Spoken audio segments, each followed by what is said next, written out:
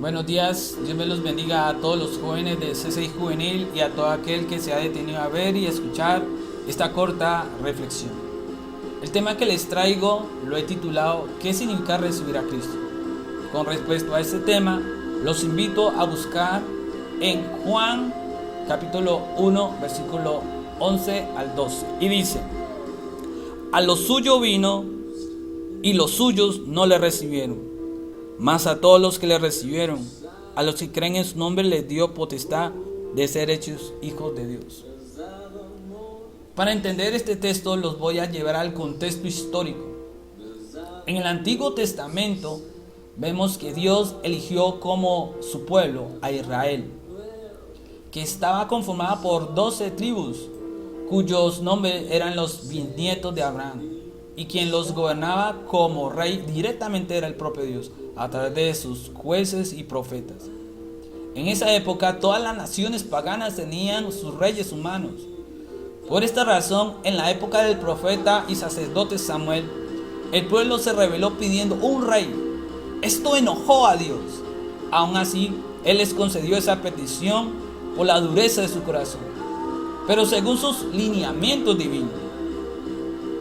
El primer rey fue Saúl, después David, perteneciente a la tribu de Judá, quien conquistó a Jerusalén y la convirtió en la capital del reino, a quien Dios le promete que su descendencia reinaría eternamente. Después reinó su hijo Salomón, después su nieto Roboam. Pero aquí el pueblo de Israel se rebela por mal gobierno de Roboam, dividiendo el reino en dos. El reino del norte conformada con 10 tribus y el reino del sur conformada por 2, las tribus de Judá y Benjamín. El reino del norte tuvo 19 reyes en 9 dinastías, y desde el primero hasta el último se apartaron de Dios. Todos fueron malvados. Este reino tuvo aproximadamente 240 años, su último rey vencido por el imperio asirio. Después de la destrucción de este reino, prevaleció un siglo más el reino del sur, que duró aproximadamente 390 años, que tuvo 20 reyes, que tiene la huella de la promesa de Dios a David, en la cual decía que su descendencia siempre reinaría. Fue un reino solo de la descendencia de David, y por ese mismo pacto divino, la mitad de esos reyes mantuvieron en relación con Dios. Sin embargo, el último rey hizo lo malo y fue vencido y conquistado por los babilónicos. Antes de la destrucción de estos dos reinos, Dios, a través del profeta Isaías, profetiza la venida de un futuro rey o Mesías que los iba a salvar.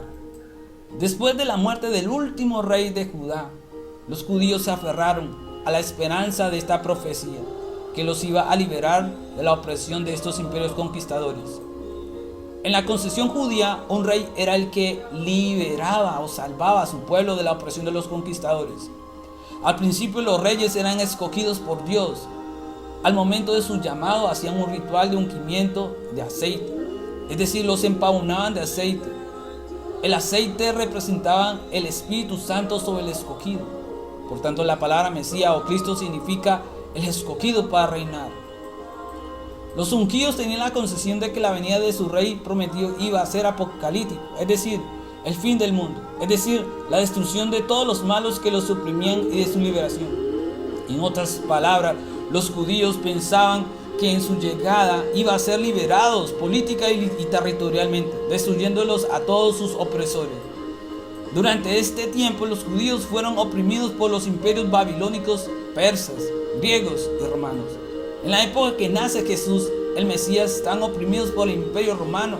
Después de 30 años, Jesús en su bautizo es ungido por el Espíritu Santo, evidenciando que Él era el Rey prometido, el enviado por Dios como el mensajero, y Él a su vez era el mismo mensaje, que Él era el Cristo, el Hijo de Dios, su Rey.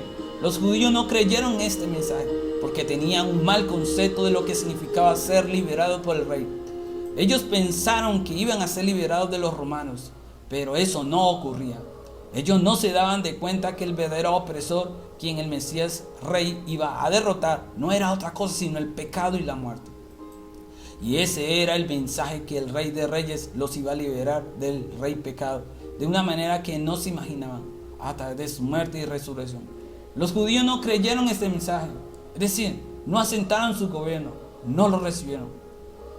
Recibir a Cristo es entonces, es creer y rendirse a su palabra de gobierno, su palabra de autoridad. De la misma manera, durante estos 20 siglos se ha proclamado este mismo mensaje, que Jesús es el Rey que salva del pecado. Muy pocos lo han creído y se ha rendido, y muchos no. Nadie quiere ser gobernado por otro, pero no se dan de cuenta que sí son gobernados por el pecado que los esclaviza. Escuchamos muy bien esto. Creer en Jesús como Rey implica no hacer solo una oración, repetir una oración. Implica una rendición absoluta de obediencia al señorío y gobierno de Jesús, con evidencia de un arrepentimiento genuino. Si tú que te has detenido a escuchar este mensaje, quieres ser salvado por el Rey Jesús, del Rey del pecado y de la muerte, debes arrepentirte y entregarte a su señorío. Muchos quieren ser salvados del infierno, pero no someterse a la ley del Rey Jesús. Este mensaje no es solo para los pocos que han pisado una iglesia, sino también para muchos que durante años asisten a una, pero no tienen a Jesús como el Rey y el Señor de su vida. Jesús no solamente fue el Rey de los judíos, Jesús es el Rey del universo, y Él quiere ser el Rey de tu vida. ¿En cuál de las dos categorías está? ¿En cuál de las dos clases de personas está? ¿En aquellos que nunca han aceptado a Jesús, o en aquellos que durante muchos días, muchos años están en una iglesia, pero no han entregado verdaderamente su corazón al Rey Jesús? ¿Aceptas el desafío?